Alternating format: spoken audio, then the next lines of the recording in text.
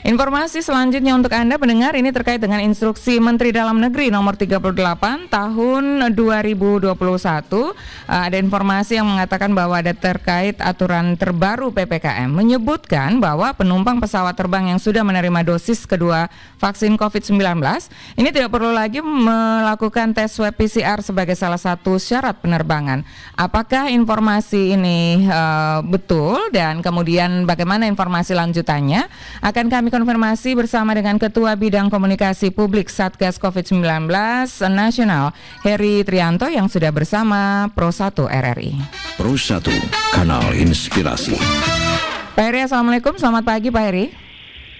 Waalaikumsalam, selamat pagi, salam sehat Mbak Desi. Salam sehat Pak Heri, bagaimana kabar, sehat? Alhamdulillah sehat.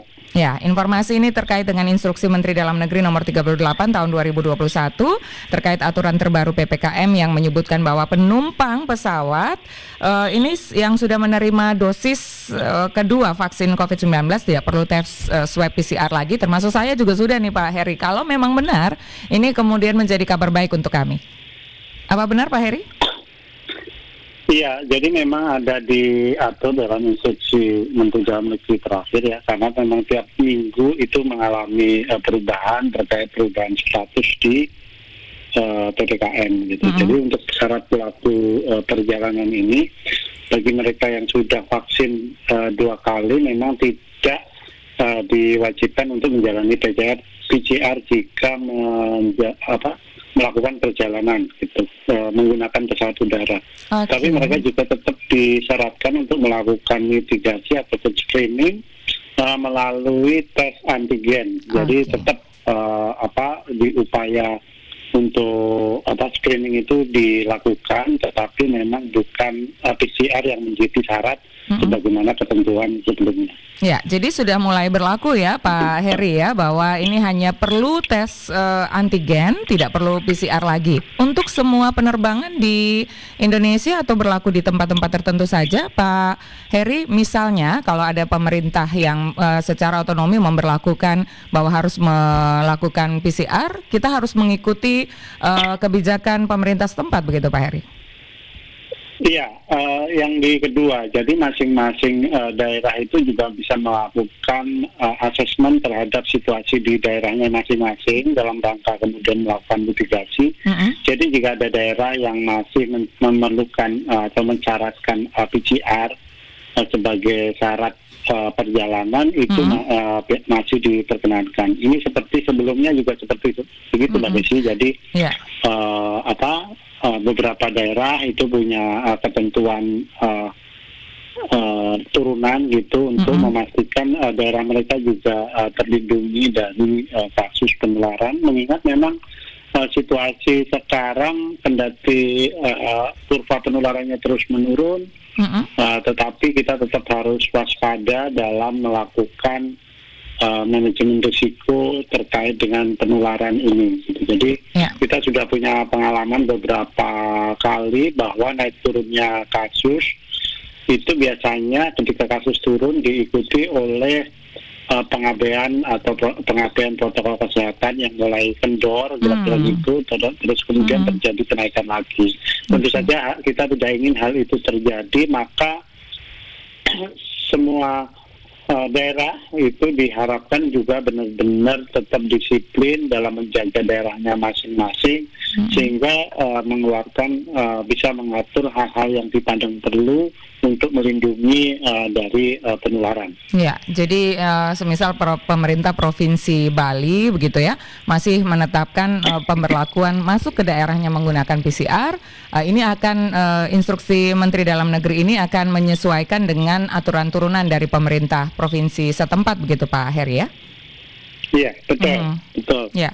Betul seperti itu Mbak Desi. Selain Pemprov Bali, Pak Heri, ada pemerintah provinsi mana lagi yang setahu Anda menurut data dari Satgas COVID-19 yang memberlakukan aturan turunan di daerahnya masing-masing Pak Heri? Ada beberapa, tapi saya perlu cek lagi karena ini kan setiap minggu diperbarui ya? Berubah ya Mbak Desi. Sebelumnya pemerintah Kalimantan Selatan juga melakukan Kalimantan Barat dan Pontianak itu melakukan hal serupa gitu. Tapi memang ini perlu dicek lagi. Kenapa kemudian Bali juga masih melakukan persyaratan yang cukup ketat? Memang di sana sendiri sebenarnya kasus penularannya masih cukup tinggi. Memang sudah terjadi penurunan, tetapi sampai sekarang kan masih di level 4 ya, Bali sama Yogyakarta. Jadi mudah-mudahan dalam seminggu ini situasi semuanya membaik sehingga pemerintah setempat bisa menyesuaikan sejumlah regulasi. Tetapi intinya dalam pembatasan kegiatan masyarakat itu yang dibatasi itu memang mobilitas masyarakat, yang kemudian secara efektif ini menurunkan tingkat penularan kasus. Jadi tentu saja bukan maksud dari pemerintah untuk mempersulit pergerakan masyarakat, tetapi ini semata-mata untuk memastikan bahwa risiko penularan itu bisa ditekan. Kita tahu bahwa satu-satunya perantara penularan dari virus ini adalah manusia. Jadi dengan berbagai macam rekayasa selama ini ya, aturan-aturan itu kan bentuk dari rekayasa ya. Itu memang yang efektif penurunan kasus itu ketika mobilitas masyarakat itu dikurangi. Sehingga ketika terjadi kenaikan mobilitas seperti yang sekarang, sebenarnya kita juga harus lihat yang kita hadapi itu adalah risiko kenaikan kasus. Oke, ya baik Pak Heri, jadi jelas ini ya untuk para pelaku perjalanan mendapatkan informasi yang akurat langsung dari Satgas COVID-19 Nasional bahwa benar ketika dosis kedua rampung naik pesawat bisa tanpa PCR, tetapi harus tetap melakukan swab antigen gitu Pak Heri ya.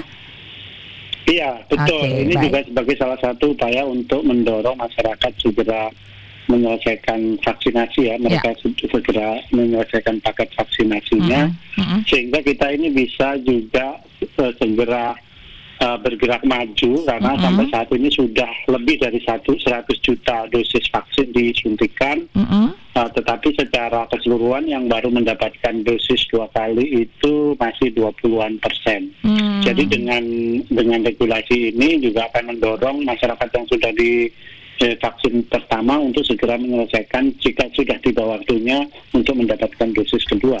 Iya, Pak Heri, untuk mencapai kekebalan komunal ini Presiden kan terus menekan, mendorong agar semua daerah melakukan percepatan vaksinasi.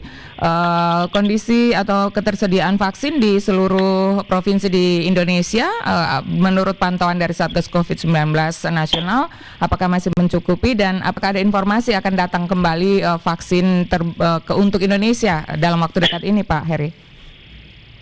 Iya, jadi vaksin ini masih terus berdatangan. Kita bersyukur bahwa stoknya juga semakin baik. Bahkan kemarin juga datang lagi lebih dari 2 juta dosis dari Pfizer ya untuk masuk ke Indonesia.